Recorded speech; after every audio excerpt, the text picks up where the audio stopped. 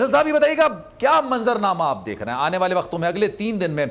खदशात ये हैं, हुकूमत की पूरी कोशिश है किसी तरीके से गिरफ्तार कर लिया जाए। जो मैं भी गुफ्तगू राना साहब की सुन रहा था, उनकी हद तक, उनकी गुफ्तगू तक तो मुझे लग रहा है कि वो कोशिश में है कि किसी तरीके से गिरफ्तार कर लिया जाए।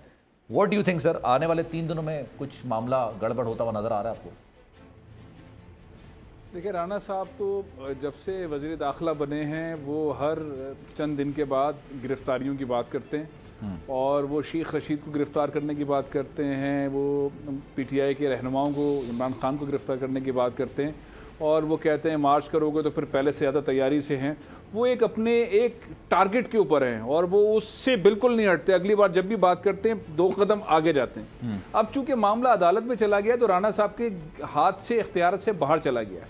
कल रात को जो कुछ भी था, सच या झूठ, अगर इस्लामाबाद पुलिस गिरफ्तार कर लेती इमरान खान साहब को, अगर कर लेती तो सिनेरियो डिफरेंट होता। आज वो कोर्ट में है। अब कोर्ट में अदालत ने क्या फैसला करना है? अदालत ने अगर उनको गिरफ्तार नहीं होने देना तो अदालत फैसला करेगी। अगर जमानत के मामला उस तरह से नहीं होते तो जाहिर है फिर गिरफ्तार होंगे इमरान खान साहब, फिर तो उसमें दूसरा ऑप्शन नहीं है।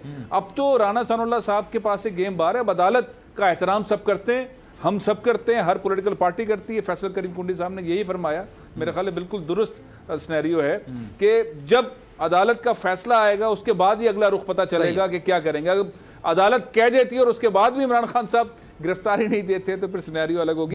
मैं हूं जैस्मीन मंजूर और आप मुझे देखेंगे सिर्फ बोल्ड पर।